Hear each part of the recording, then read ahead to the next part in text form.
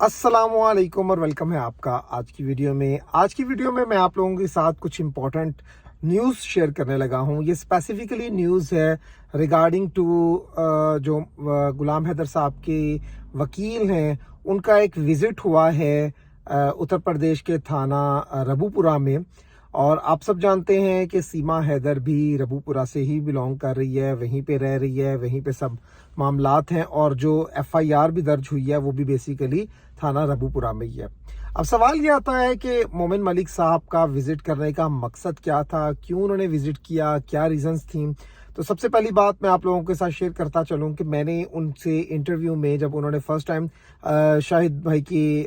Channel पर उन्होंने एक इंटरव्यू दिया था, तो मैंने उनसे क्वेश्चन किया था कि आप इस मामले को कितना स्पीडीली लेकर चलेंगे, क्योंकि गुलाम हैदर साहब ऑलरेडी बहुत ज़्यादा टाइम गुजार चुके हैं और कुछ टाइम उन्होंने सऊदी अरेबिया में गुजारा, अब वो पाकिस्तान में भी आके काफ़ी ज़्यादा टाइम जो है वो उनको हो गया अपने बच्चों से मिले हुए, और इस केस को जो है वो आगे प्रोसीड होते हुए भी काफ़ी टाइम हो गया है। तो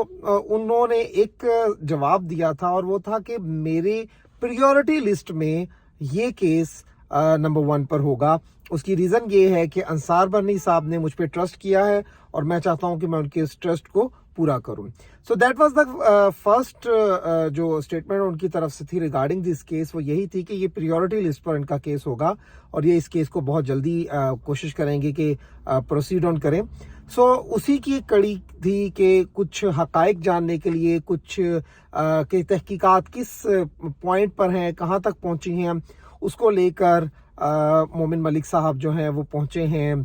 थाना रबूपुरा में, और वहां पर जाकर उन्होंने पूरी डिटेल्स जो हैं वो निकलवाई हैं, वहां के सारे मामलात हैं। इवन वहां पर उन्होंने एक एप्लीकेशन फॉरवर्ड की है कि उन्हें वो तमाम की तमाम तहकीकात जो हुई हैं उसके बारे में आगाह किया जाए। उन्होंने वहां पे खुद को रिप्रेजेंट किया है गुलाम हैदर के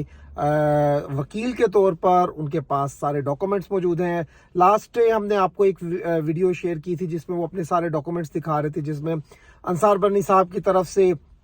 और गुलाम हैदर साहब की तरफ से जो पावर ऑफ अटॉर्नी दिया गया था उसकी कॉपी उनके पास है, बाकी मामलात उनके पास हैं। तो ये केस अब बड़ी तेजी से जो है वो आगे प्रोसीड करेगा और इसमें बहुत सारी चीज़ें जो हैं वो हम लोग आपके साथ डिस्कस करेंगे जैसे जैसे इसकी पेशरफ्त होती जाएगी। सेकेंड इंपॉर्टेंट चीज़ ये है कि वहां पर जाकर उनको उनका असल में वहां पर जाने का मकसद क्या था।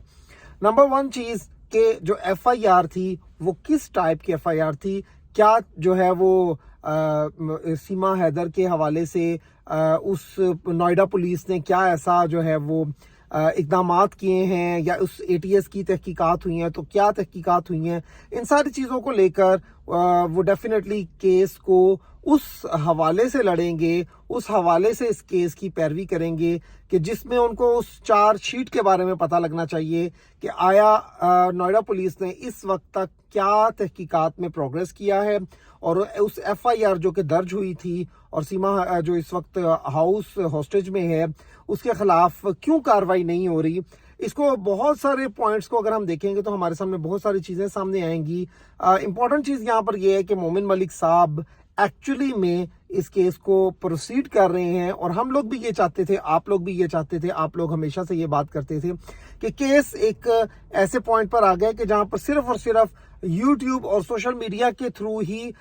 यू कैन से कि एक इधर से जवाब जाता था और सवाल होता था, और वो फिर उधर से जवाब आता था और सवाल होता था। तो एक बड़ा चाइल्डिश किस्म का बिहेवियर था और हमें अंडरस्टैंड नहीं हो पा रहा था कि ये एक्चुअली में हो क्या रहा है। But now things are getting in a better shape और in a better way move कर रही हैं। हम उम्मीद कर सकते हैं कि ये चीज़ें ज़्यादा अच्छे तरीके से जो हैं वो सामने आएंगी, और बहुत सारे मामला जो अभी हम आपके सामने नहीं रख सकते, वो एप्लीकेशन भी मेरे पास इस वक्त मौजूद है कि जो एप्लीकेशन फॉरवर्ड की थी वकील मोमिन मलिक साहब ने थाना रबूपुरा में कि उनको जो है वो तमाम मामलात से आगाह किया जाए, तमाम मामलात जो है वो बताए जाएं, और वो ख़ास तौर पर जो एफआईआर पर जो जिसकी बेस पर सीमा को पकड़ा गया था और उसको अरेस्ट किया गया था, वो सारी चीज़ें वो जानने लगेंगे। क्योंकि बड़े मैंने देखा है कि एक तो बड़े ह्यूमैनिटेरियन हैं, एक बहुत दर्द दिल रखने वाले इंसान हैं। सेकेंडली इंपॉर्टेंट चीज़ जो उनकी है कि वो बड़ी फाउंडेशन बेस्ड पर जाके करेंगे। कोई भी वकील जब किसी भी केस को लेता है तो वो बेसिकली उसको उसकी जड़ों से पकड़ता है, क्योंकि